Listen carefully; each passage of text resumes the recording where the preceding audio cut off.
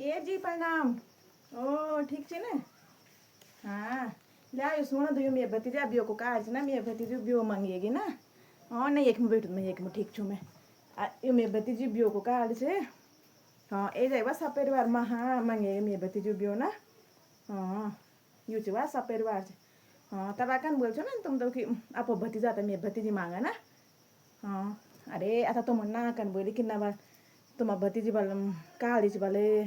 तो पढ़ी लिखी भी नहीं वाल ज़्यादा बीए करियो बल्कि को कोर्स नहीं बल करियो कुछ वाले ना।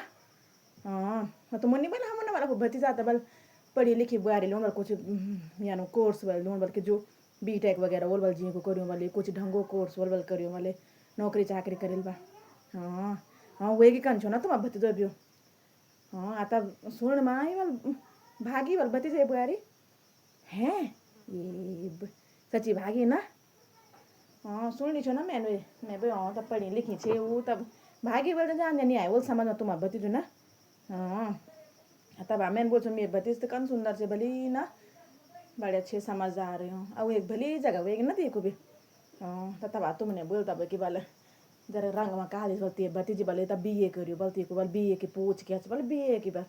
आर्ट साइड बोल पूछ को बोल नहीं बोलता मनता तो मन बोले कि बोल हम तो साइंस साइड वाले चेणी वाले या तो बीएससी एमएससी वो वाला या तो बीटेक वाले वाले कुछ एमबीए वगैरह वाले जो नौकरी चाकरी कर वालो हमारे वाल सीएच वाला हमारे भतीजो वाले हेरा आता कान भागिलो से वो छोड़ी तो चली वाला सुनी छो ना मैंने बोल तलाक होने वाला सुन छोड़ी तो चली वाले सुन मत एक ही छो पर मैं भी जरा पूछ दूँ तू जीता वो अब भतीजो बियो को कार्ड भी दूँ मैं भी पूछ दूँ लो। क्या करो तब भतीजो ये पर गाँव में चे अरे गाँव में भी खिलानी अब तो बियो होने भी मुश्किल थी सी है वो कुछ भी वो उम्र भी ज़्यादा हुई तुम अब भतीजे 40 साल होएगी। हाँ हाँ अब तो लोग या खराब भी होनी होना तो दोबारा भी होने तो करा था तबीयत रे राम। ना ना गलती तो कोई बात नहीं रो गलती के मुद्दा पर भाग्य च ना इंसान जे तो जख वने वाले मेरे भतीजे जान जाइए खरे बोले ना ना युत नहीं ना सरकारी नौकरी वाले नहीं छ प्राइवेट छ फूके क्या भन्नु सरकारी बाकी बोलू च ना अपनो सावधानी ठीक छ अपनो नौकरी चाकरी वाला लड़का साधारण परिवार से जान मेते चिन साधारण तनी वो भी चिन ना अति मत हाई फाई नहीं मेरे भतीज तो बना छ कि छाना पर हम बोले कि अब पड़े साधारण में ठीक होंदो तो तुम भती तो मेरे समझ बोलूँ ही छो ना कि मैं सामान्य पर दिए क्यों जो ठीक ठाक जो तब बोल छो मैं पता तुम बोले कि नहीं बार रंग भी थी को बल गोरू नहीं वाले तब पढ़ी लिखी भी बीएच वाले बस साइंस साइड वाले नहीं वाले तब यार क्या कंचो था तुम नहीं आए समझ में तो क्या कंचो हम में ना तने मैं ना पियो तो बोली छो पर कोई बात नहीं सान आता नहीं होता हूँ तुम भती दे बुआ फोन पर कुछ ना किले kan मैं फोन फोन तक